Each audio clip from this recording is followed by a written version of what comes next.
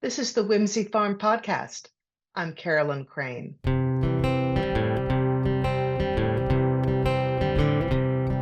There's a big wide world right out your door. Good people doing good things. Whoa, it's a big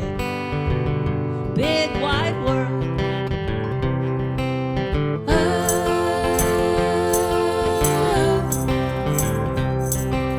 Now is the time.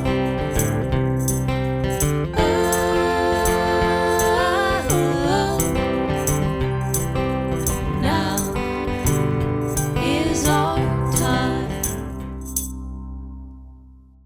Welcome, everyone. Today I speak with three writers and activists from Massachusetts: Carolyn Cushing, the former poet-laureate of Easthampton; Rachel Teferet, young adult fiction writer; and Carolyn Zaikowski, current poet-laureate of Easthampton. These three friends and neighbors continue to work passionately on behalf of the Palestinian people amidst the genocide that continues. Carolyn, Rachel, and Carolyn share their motivations, strategies, and the vital importance of community in the context of activism. Some of my audience might remember Rachel Teferet from time together in California, where they and I worked on the Sierra College Writers Conference way back in the day. So it's nice to connect with you again, Rachel. Oh, you have some nice graphics going there. So I've been following Rachel for quite a while on Instagram, and I was noticing their activism around Palestine, and I asked Rachel to join me today. So we have three Carolyns, which is a record that will stand for a while on the Whimsy Farm podcast. So I welcome all three of you, and I would just like to talk about the activist work you're doing in Easthampton, why it matters to you, what's important about it to you, what difference you think you're making, that whole stew of ideas. And I think our audience is pretty darn progressive. So they're with you, but they might be discouraged. They might be wondering what is effective and what is not effective. What can they do? They might be feeling unsafe in today's climate. So we're all speaking to them as well as each other today as we join for this hour together. And thank you so much for being here. So, Rachel, would you like to start? What is it that motivated you to begin this activist work? Yeah, certainly. Well, I think I sort of had a long journey through it. I was raised very Zionist and ultra Orthodox in a very Zionist community. And so I think like my deprogramming took a very long time. And so by 2021, I no longer considered myself a Zionist, but I didn't tell literally anyone because I just didn't think that I, as a Jewish person, was allowed to disagree. And then when we had the horrors that happened in 2023, I could no longer stay silent. I think as somebody who was really had a strong education in Holocaust, never again means never again for anyone. And you know, I just couldn't live with myself and be silent, and I knew I had to do something. Now, you met Carolyn Zaikowski not through activism, but through literary connections. Carolyn Yeah. Zaikowski, will you tell us a little about that, Carolyn Zaikowski? Yeah, well, it was still towards I guess what we call the end of the pandemic, whatever that means. So we were online, and I teach creative writing workshops, and this lovely human being who was brilliant and spicy and queer, feminist, young adult fiction writer. And I was like, oh my God, you live across the street from me, and can you see my light flipping on and off? And Rachel was like, yeah, I can. But Rachel, I have to say, has kept me sane during some of the most horrific moments of some of the things that have happened since October 7th in terms of activists being, you know, called Nazis, and Rachel talking me down from people, from Zionists really being quite intense and hateful towards me and us and our friends. And Carolyn Cushing, can you talk a little bit about how you came to meet up with Rachel and Carolyn Zaikowski in this activist work?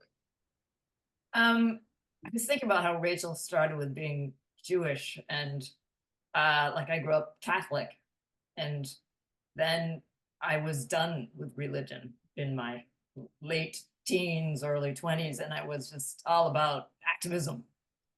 And I was involved in peace work and Central American solidarity, and it was, force through and do things. Meanwhile, I discovered the tarot. I thought I was helping someone else out, but they gave me this reading, and I got this deck and I worked with it secretly, right? Because couldn't bring that up in activist circles. And so, I've been doing activist things since the late 80s, into the 90s. And but I did meet Rachel through the tarot, because we have a local tarot group meetup, and Rachel was there one day. I met Rachel, and then the next day, by happenstance, Rachel was reaching out to the place where I work about a little place to go write. And so I'm like, I just met you yesterday. And then I think this was September of 2023. And then we were actually together on October 7th, 2023 at the tarot event, but we didn't know, No, it hadn't broken out till the evening. I was like, oh, I'm just gonna ditch synagogue and go to the tarot meetup. We didn't know yet. Yeah. So we were there that day. And, I'd been involved, against the Iraq war and Central American solidarity and environmental, all these different things. I had not been really working directly on Palestine, but I think it was the summer of 2023, I read Mossab Abu Toa's Things You May Find Hidden in My Ear. He's a poet from Gaza. Maybe even at that time, he was in the United States, in Massachusetts. And then he had gone back to Gaza. And I was watching, trying to see what was happening. And Mossab Abu Toa was on. I'm like, I know him. I'm doing air quotes, people in the podcast. I'm like, I know that person. I know that. And then I got this book from my library, the public library. It's a very beautiful, dangerous place. Support our libraries to bring us information we don't know about. And I took the book out again. And now that I knew, it shouldn't be this way, but when there's a disaster, when there's horrors, when they're, if you know someone, you're a little bit more brought into it. And so I was and I was the poet-laureate of Easthampton at that time. And the poetry was bringing me in. I was like, okay, can I kind of contribute that to whatever the work that we started doing, the protesting, and then we started working in Easthampton, kind of organizing in the early spring as we moved into 24. And I just all of a sudden was running into Rachel and Carolyn, who I met outside of things. I think Carolyn, I returned a book to the library and you took it out, or vice versa. And then we ended up at the bar. I forgot about that. Yeah, you were something like that. And then sitting right next to me. Yeah. Reading the same book that I had just returned. Yeah, it was something like that. And then we were on opposite sides of the street. I walked out of my house and there was a double rainbow. So I started running into Carolyn Zaikowski and Rachel Teferet all the time now. So that was our first connect. Carolyn Zaikowski, you wanted to talk a little more about how you came into activism. Well, I think I just forgot to answer the question. That's okay. We're freewheeling here. It's interesting because I grew up anti-religious. Like I was not allowed to be religious because my father grew up in a Catholic orphanage and came out of it, among other things, extremely adamantly atheist. Like we were taught atheism the way that, or at least that's my experience. I don't know if my brother would agree, but I felt that the way my Catholic friends mostly around me had been taught Catholicism, I was taught atheism. I wasn't allowed to go into church. Like, my stepdad took us to church once and it was it was a mess.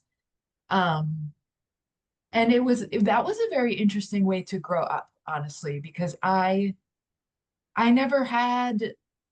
didn't even know what certain religions kind of were. I didn't know the Jesus story until I took a class in college. And I didn't know what the difference between the Jewish God and or non-God or whatever and the Christian God was like. I had no idea, and I felt really open to, in a way that I felt really genuinely open, and I rebelled against atheist daddy by actually becoming quite spiritual and becoming quite interested in all of the religions. I almost majored in religion, but I didn't. It's interesting because in my first college class ever, which was world religions, that was when I found out about 9/11.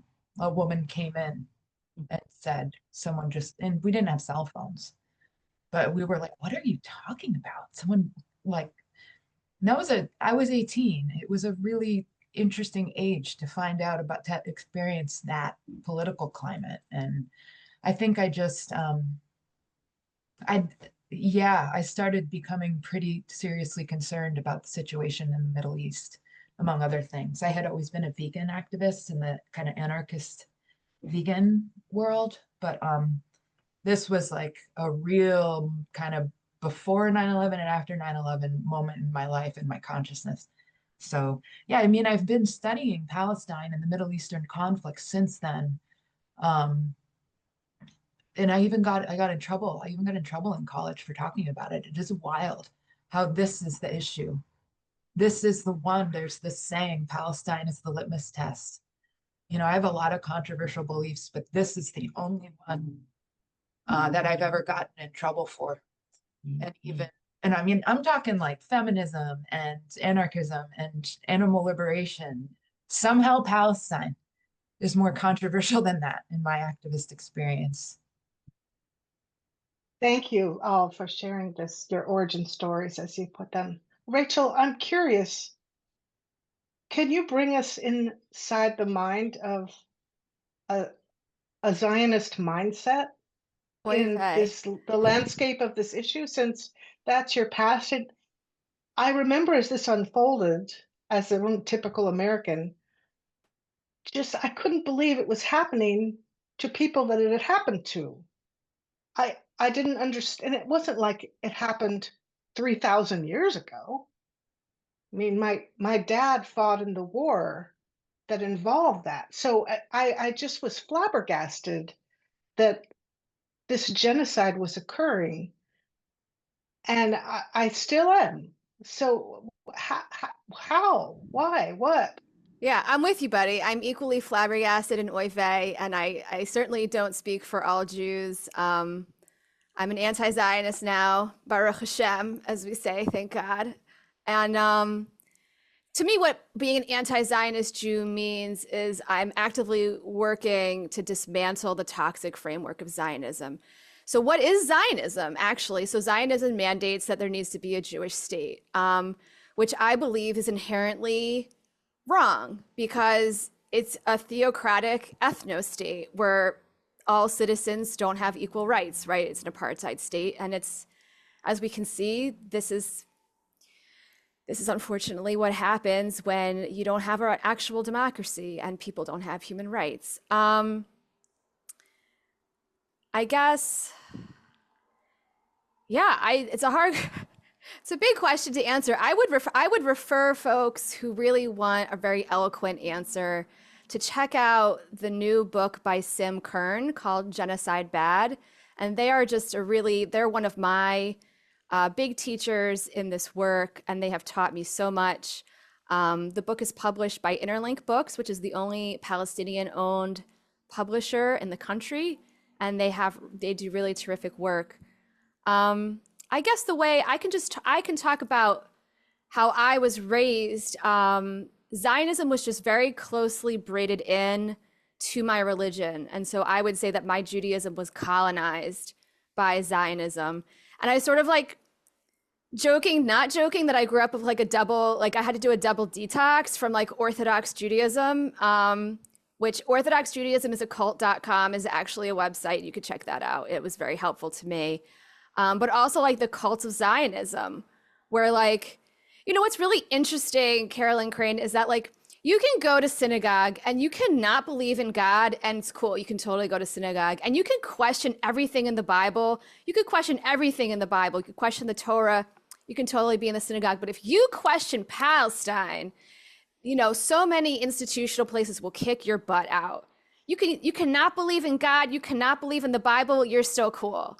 But like having the chutzpah to say like Palestine, and like free Palestine, like it's anyway, it's really mashikana crazy. And I think like as a Jewish person, I feel really obligated to speak out loudly as often as I can. For me, it's kind of been like at times a scary process, but really important. And I just, I guess like what I come back to is just like, first of all, just like the horror of this moment, just the absolute horror. And I just want to be able to look back on my life and be proud of the choices that I made. And I'm really, I feel really glad that I am speaking out and that I can, I've been able to do, small, but I hope impactful things, helping like fundraisers for mutual aid, calling my reps, protesting. And, I just want to say like, it's an interesting and weird moment that like a Jewish voice holds so much weight. And I would just like urge people to please listen to our Palestinian siblings and comrades and really uplift their voices. And, Mossab Abutewa, who is an amazing poet that Carolyn Cushing mentioned before. I actually get a lot of my news from his Instagram feed. He has really, really pithy insights into what's going on. And so, yeah, I would recommend like really listening to Palestinian voices. And I feel like it's my obligation and my honor to try and uplift those voices and do what I can to be a voice of reason, hopefully, and peace and justice. Thank you, Rachel. Carolyn Cushing, talk a little bit about what your activism looks like. Let us get a picture of it.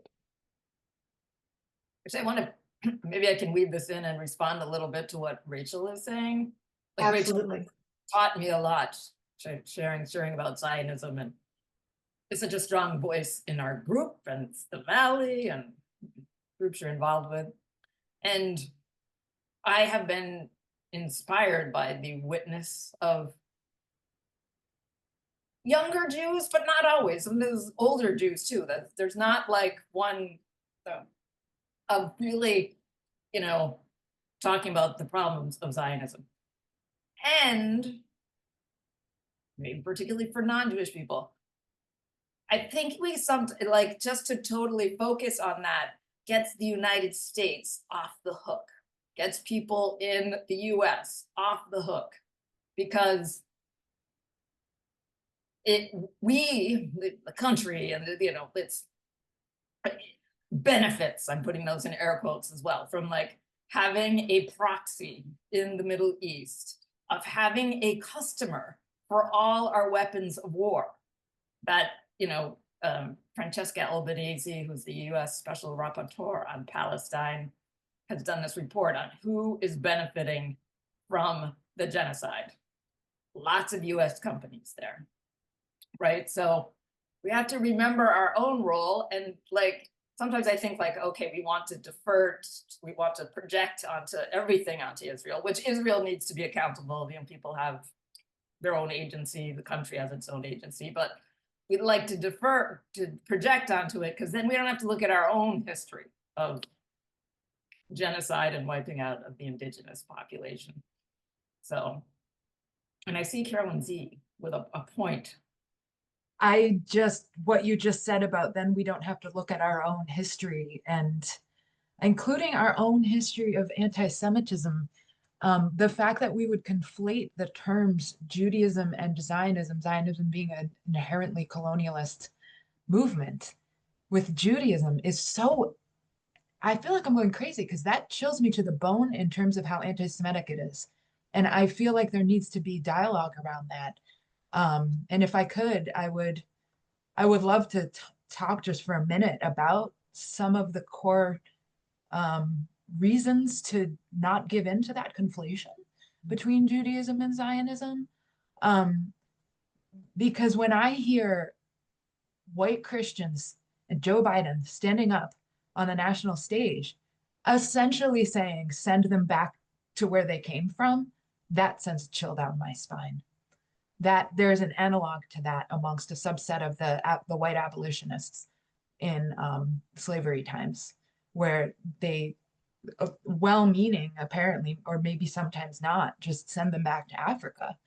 And that it's such a cop-out in terms of, you know, anti-Semitism really does exist. And why are white Christians, which there are 30 there are 30 Christian Zionists to every one Jewish Zionist, why are they so excited to get Jewish people out of here that we can't say, this is their home, they were born here? Like, Rachel, you were born here. And why can't that be okay? That this is where whoever lives where and happens to be Jewish, that is their home. And so I want to give some statistics here, because this is honestly one of the things that keeps me up at night the most as a non-Jewish anti-Zionist. Then this is the Pew Research, like the Pew Research Center. So these are really pretty solid statistics, albeit a few years old. So more white evangelicals than American Jews say that God gave Israel to the Jewish people. Not just more, but double. It's like 40% to 82%. There are approximately 16 million Jews who exist in the world. And in America alone, the leading Christian Zionist organization brags about having 10 million Christian Zionists in its ranks. Now, I'm not good at math, but if you think about these numbers, there are so many more Christian Zionists who exist and believe in Israel than there are Jews in the world. I'm just going to let that land. That needs to be talked about. That needs to be addressed. It is actually majority white Christians who are invested in this, in psychologically, paradigmatically, and economically through AIPAC.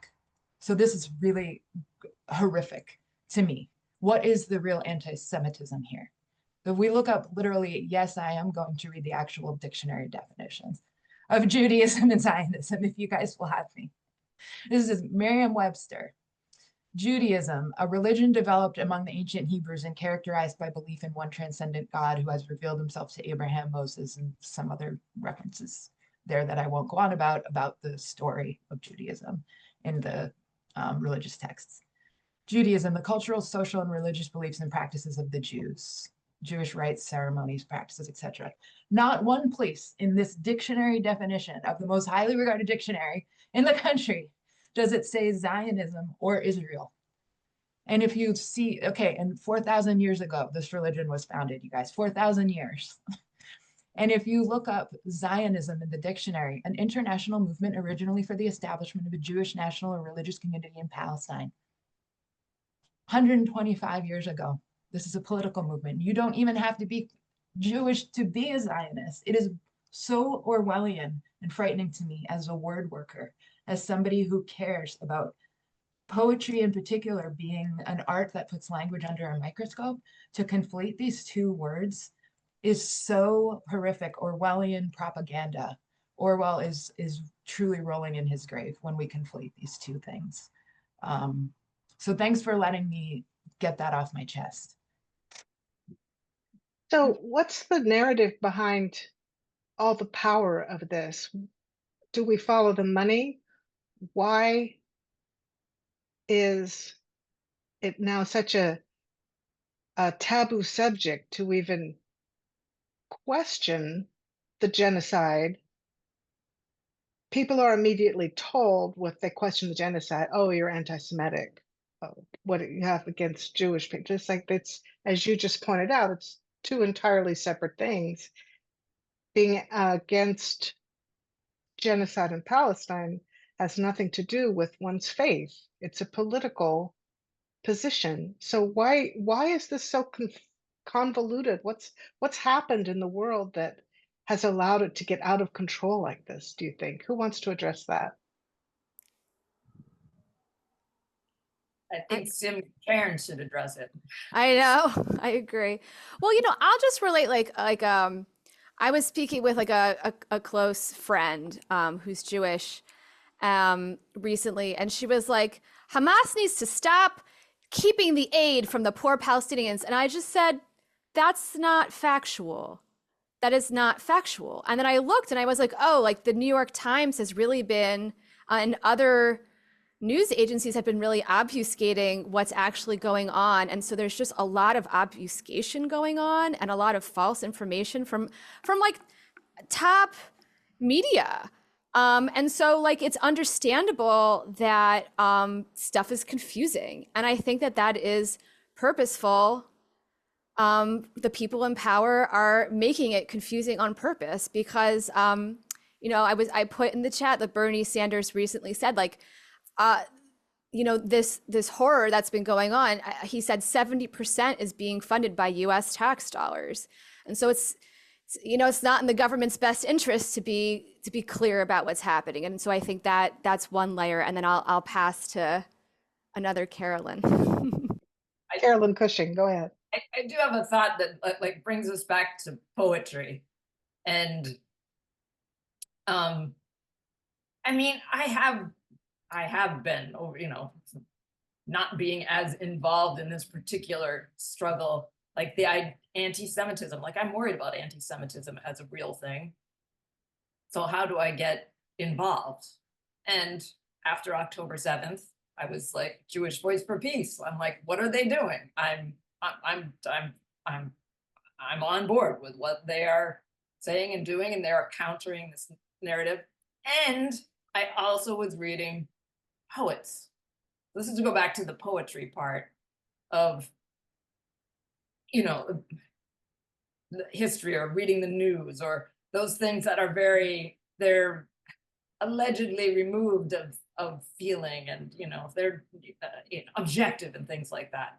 And I don't really think we need objectivity, but if you're reading poets, if you're being engaged in your emotions, not all Palestinian poetry, but much of the poetry that I've read, it's just particularly the writing from Gaza or the West Bank, it's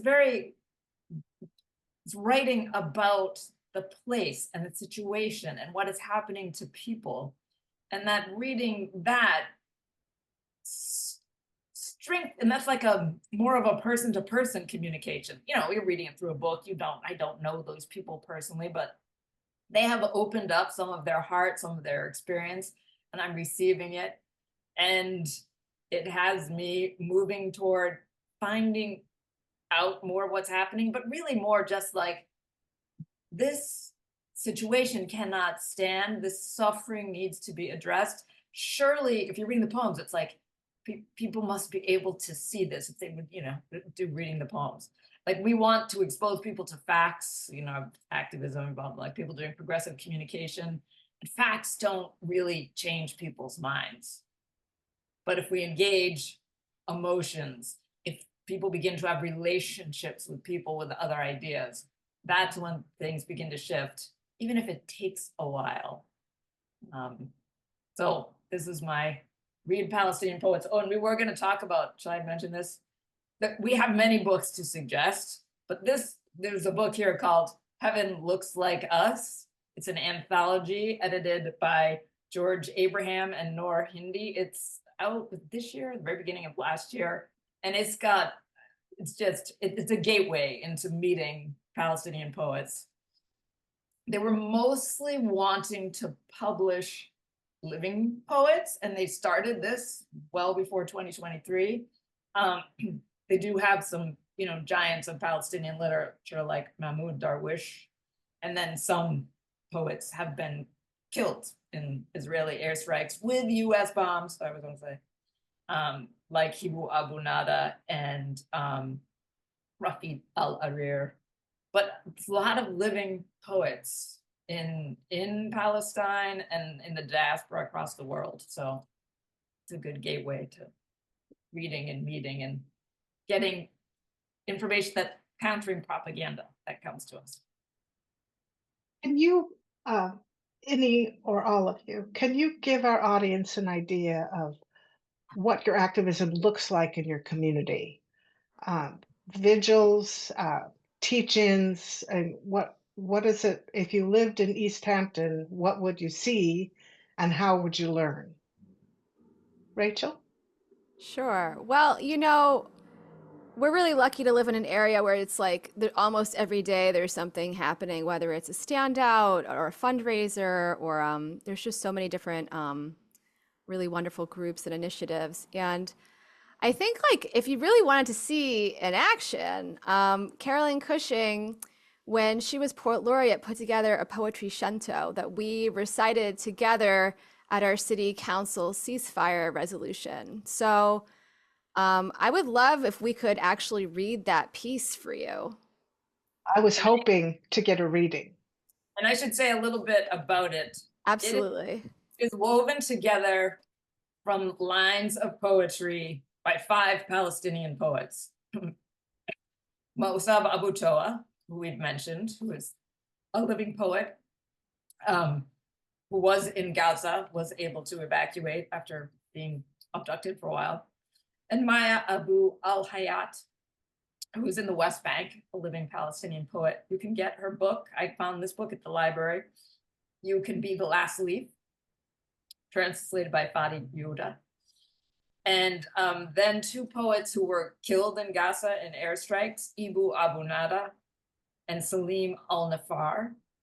And the final line is from Mahmoud Darwish, who is a giant of literature and known as the national poet of Palestine. So all the words in the shinto are theirs, except we were working on a ceasefire resolution.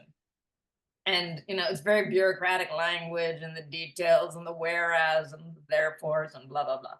And I was like, this would be so much more inspiring if it was written by Palestinian poets. So that was the idea behind it, that the poets would be using the lines from their poetry are expressing part of that shinto. And so it's all their words. And we marked up something so that we can alternate lines. And so we should do that now, right? Absolutely. Do you want to start? I have it in front of me, right? And I think I'm first. Yes. You are first. Okay. This is Palestinian poets write a resolution, a ceasefire shinto. Whereas the house next door no longer stands. It's lying like an old carpet on the floor of the earth, trampled by missiles, fat slippers, flying off legless feet. And whereas every time we leave the house, it's suicide, and each return a failed attempt. And Whereas a child who was shot by an Israeli sniper or killed during an air raid en route to school, her picture was placed on her desk at school. Her picture stares at the blackboard while air sits in her chair, and Whereas more missiles come flying in, on the lookout for anything that moves. Angels get hold of an infant niece. We look around and find only her milk bottle. And Whereas the grieving have only the unknown. It's their only staple and inheritance. Pain has no logic. All things redeem the grieving except your rational questions. And whereas for us, the fear of dying before living haunts us while we are still in our mother's wombs, and whereas the house has been bombed, everyone dead, the kids, the parents, the toys, the actors on TV, characters in novels, personas in poetry collections, the I, the he, and the she, and whereas the houses were not Hamas, the kids were not Hamas, the clothes and toys were not Hamas, the neighborhood was not Hamas, the air was not Hamas, our ears were not Hamas, our eyes were not Hamas, and now, therefore, be it resolved that we, the poets, grant you refuge in invocation and prayer. We bless the neighborhood and the minaret to guard them from the rocket, from the moment it is a general's command until it becomes a raid. We grant you and the little ones refuge, the little ones who change the rocket's course before it lands with their smiles. be it further resolved that knives might eat what remains of our ribs, machines might smash what remains of stone. But life is coming, for that is its way, creating life even for us. be it further resolved that justice is the right of all who live in the wrong places in the world. Ultimately, be it resolved that death goes home alone, safe and sound, so a dove might build its nest and lay its eggs in metal helmets. Thank you. Just take a couple breaths together, everyone. Can you talk a little bit as we wind this hour down? Can you talk a little bit about what's on your plate for you as activists moving into this second anniversary of this horrific reality? Where do you go from here? How do you keep going? And what can people listening do in their own communities to help the Palestinian people? I'll give a shout out to some tactics or ideas or whatever word we want to use. I've been really informed by the anarchist community over time, and we talk about diversity of tactics. It's just like, what are you good at? This is how I interpret the term anyway. What can you do? What are the different things that need to be done? Are you drawn towards or good at any of them? And do that thing, in community. And you said something about, how can we stay in this, or I can't remember how you framed it, but community, support. And I think of this idea of sort of emotional solidarity. Like, I'm going to fall apart today. Okay. You can do the stuff today. I'm going to fall apart. Okay. You can fall apart tomorrow. I feel okay to do XYZ today. Sort of that psychological and spiritual support for the long term. Because like we were talking about earlier, a lot of, before we came on the podcast, a lot of these things that need to be done aren't sexy. Like they're not, there are some big things, the tactics around getting arrested and stuff like that. But a lot of it is really kind of long haul and even can feel tedious, like the ceasefire resolutions on the town level, or things like writing letters to the editor has been something some friends of ours are very, very good at and have been doing. And in our local newspaper and all its little controversies, these letters to the editor actually really matter. They've mattered quite a bit on both sides, all the way up to, we have a friend who's really good at writing to try and get into the New York Times. which is possible. It is absolutely possible to be published in letters to the editor in those big newspapers, or things that are, you know, maybe not super exciting on the surface, but behind the scenes organizing fundraisers. You know, like I organized a relatively off the cuff fundraiser a couple years ago. That was a reading with an open mic so that a lot of people could come, and featured readers so that maybe some names would get people there. And we raised $1,000. We sold our books. We had little baked goods we sold. Things like the protest and community, again, sort of, you know, raising awareness through protest, being a public witness actually really matters. And it matters on a second level in that you meet other activists who are doing other projects and you can get involved. And then the last thing I wanted to mention was the BDS movement, the Boycott, Divest, Sanctions movement, has been really central to the pro-Palestine movement since, I don't know, for at least a couple decades. And it's inspired by the boycott movements from South Africa apartheid, which were one of the most important forces in that toppling of that regime. And basically, it's a very organized, systematic effort, targeted boycotts, targeted divestments, and targeted sanctions against certain entities and companies. And you can find out quite a lot about that by looking up bds.com, boycott, divest, sanctions. And there's some great apps that you can use to, you know, look up, is Israel or weapons manufacturers, you know, have their hands in a certain company. And Rachel, what are the names of those apps? I can't remember. Yeah, sure. So my favorite is Boycat. The Boycat app is really great. No Thanks is also really great. And it's really simple. There's like a little barcode scanner, so you can bring your cell phone to the supermarket and scan that hummus before you buy it and make sure that it's not supporting apartheid. That's fantastic. And what ignites hope in you to keep you going through this? It's not to say that I don't have hope, but what keeps me going is that I have to keep going. I mean, what other choice is there?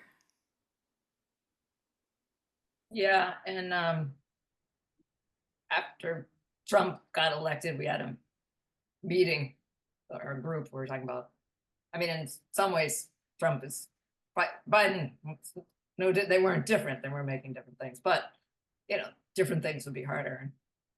I think I got this from this idea from reading Palestinian poets. And I said, okay, we're in the losing part of winning. Like, you have a longer time trajectory. South Africa was invoked, and we've been hearing this about Nelson Mandela says, the thing is impossible until it is done. Like, you never know. You don't know you're going to win. You don't know you're going to lose. So you go forward. And I mean, that's the lesson of Palestinian peoples, Palestinian poets. Samud means steadfastness. And so you would keep going. And we were involved in a fundraiser for the Samud School, which is in Gaza City. And if you want, Friends of the Samud School is on Instagram and Facebook. And if you want to have some inspiration, you go there and you'll see them teaching children, doing some art with the children, because this is what you do. You move forward and you cultivate life, because life is coming, even for us. It's the line from Salim al-Nafar. Just try and create life.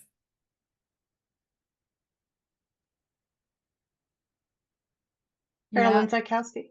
I can roll on with what Carolyn Cushing was just saying, the power of art and poetry, in this case, as witness to each other, as witness to, as mirror. both in terms of mirroring people who might have the same experience, and mirroring in terms of inviting empathy, and learning for people who haven't had a certain experience that's being written about in a poem. And art as comfort, art as the why, art as, I always think about the bread and roses metaphor. I'm from the Lawrence area. My grandparents worked in the bread and roses mills, and it's like, yeah, we can survive, but what for? We survive for the roses, we survive for the beauty, for the friendship, the community, the dancing, the untouchable things, but that, we don't really have names for these, the emotions, the connections, that's what we survive for. And so, I feel art is a bridge between, these liminal spaces where we don't know what's going to happen. We can keep each other afloat with words, with poetry, with art. So beautifully said, all three of you. Rachel? Yeah, well, first of all, I'm just struck by how much I love my Carolyn comrades so much. Thank you both so much for everything. I just get a little teary. And also, like, I think like every small action makes a difference. I was just like a very tiny part of a fundraiser that helped raise $10,000 for a mutual aid project by a young man in Gaza, and he was able to feed 70 families. Like I went around and hung up flyers around my neighborhood. So it's so small, but it's something that I can do. And I was part of a larger movement that made a difference to these 70 families in Gaza. And so I just keep moving. I just keep moving. And I wanted to actually share a poem that I wrote as we're coming up to the high holiday season. Again, to be honest with you, I don't know how to do high holidays ever again, especially this year, especially right now. And this poem speaks to that, and I think it also answers your question. So it's called the Al-Khait Tashlich in a Time of Genocide. And so the Al-Khait is a prayer Jews recite on Yom Kippur. It's a communal confessional. And Tashlich is a ritual that we do before Yom Kippur, where you throw breadcrumbs into the water as a way of casting away sins. So the Al-Khait Tashlich in a Time of Genocide. 1. This year, how can there be forgiveness? When I cast away the crumbs of my sins, the river will vomit them back again. Let the congregation arise and beat their breasts. For the sins we have sinned against you by reenacting our own trauma, and for the sins we have sinned against you, murdering children, infants, the unborn, and for the sins we have sinned against you, obliterating entire families, destroying even the graveyards, erasing the ancestors, and for the sins we have sinned against you, O river, whose banks are clogged with corpses, waters thick with blood. O where could anyone in this broken world find forgiveness? 2. And the river of life answers, I am big enough to hold even this. You will earn forgiveness by demanding justice. Justice are the breadcrumbs you cast, leading lost souls away from their Zionist idols. You will rebuild the synagogue by dismantling it, stone by stone by stone. You will not need a hammer, for the house is already falling. Let it fall. Walk outside and build a temple with no walls. The roof is the autumn branches letting loose their red and gold. In this house lives the goddess who never dies, and all who seek her truth are welcome. Come to me, lost one, and cast away your sorrow. 3. And so I walk into the river, cold water closing over my head, my flesh flaking off like bread, until I am picked clean by the scuttling crawfish and swirling schools of minnows, sucking away my skin until I am a skeleton. 4. And when I emerge whole again on the other side, I am ready for the work of liberation. Thank you. Thank you. Thank all of you so much for sharing your art and your passion with us today. I'd like to go around and have you tell our audience how they can reach you or find your work, and we'll put those in the show notes on the YouTube channel as well. Carolyn Cushing? You can get to all my things through, I have a website. It's Soul Path Sanctuary. And soul is S-O-U-L, as in the soul, we have souls. And that's soulpathsanctuary.com. And I do have a section poetry page, and I have a twice a month, twice the lunar cycle e-news that I do, but you can find it all on soulpathsanctuary.com. Carolyn Zaikowski. Yeah, I also have a website, carolynzaikowski.com, which you can, I won't spell it. You can just see the spelling in the show notes. But I also have a newsletter, Carolyn ZZZ at Substack, so 3 Z's, that I send out every couple weeks, every 2 to 4 weeks. I don't spam people. It's just updates on courses that I teach, if you want to take a course with me, and events and my random ramblings about the world. Rachel, what about you? Yeah, you can hang out with me on Instagram at Rachel Teferet, and then I also have a cute writing blog, lettersandfeathers.wordpress.com, and also shout out to Carolyn Z's website newsletter. She's a fantastic writing instructor, so please sign up for everybody's awesome things. Thanks, Rachel. Is there anything that you haven't had a chance to say that you would like to say now? Or forever hold your peace. Well, we were talking beforehand about, just mentioning, do call your reps, do call your politicians. It's tedious in a way, but it's actually pretty easy to do. You just put their numbers in your phone, call them every day, or use the 5 Calls app. It's called 5calls.org. For you folks like me out there who hate the phone, it's so easy to use this app. So I recommend that. Yeah, Thank you, Carolyn Zaikowski. Go ahead, Rachel. Yeah, I might add again, like every small action counts. You know, if protesting isn't available to you, can you give a little money for a fundraiser? Can you hang up a flyer for a fundraiser? You know, can you just not buy Sabra hummus? No one needs to buy Sabra hummus anymore. It's very bad. The boycott or no thanks app will tell you why. Just small things that everybody can do. What if we all just do our small part? Then you know, we can make a difference. And I think also joining up with your local chapter of a group that you might feel aligned with. So I really love Jewish Voice for Peace, JVP. If Not Now is a great organization. There's a lot of great organizations doing great work out there. So yeah, get connected to your neighbors and your friends. Thank you. Wonderful ideas and very doable. Carolyn Zaikowski? Well, I was just wondering if I could read a poem from a Palestinian poet at some point before we end. Is that a good way to end? Are we ready to complete with that? That sounds perfect to me. And I'll just say it's been such a pleasure to stare at your 3 beautiful faces for the last hour. Thank you. Go for it, Carolyn.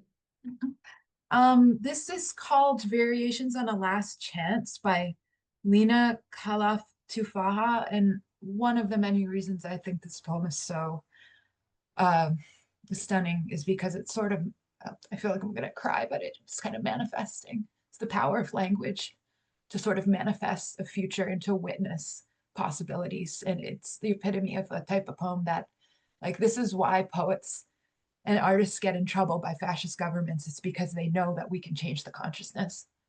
So I'm gonna read this poem, Variations on a Last Chance by Lena Khalaf Tufaha. The fence does not hold. The wire sheds its barbs, softens to silk thread. The snipers run out of bullets. The desert, as it always has, of its volition blooms. The snipers are distracted, sexting their girlfriends. The snipers' eyes are blinded by smoke from our burning tires. The snipers wonder if they will ever see the end of us. The fence does not hold. The snipers take a lunch break. The bullets melt in their chambers.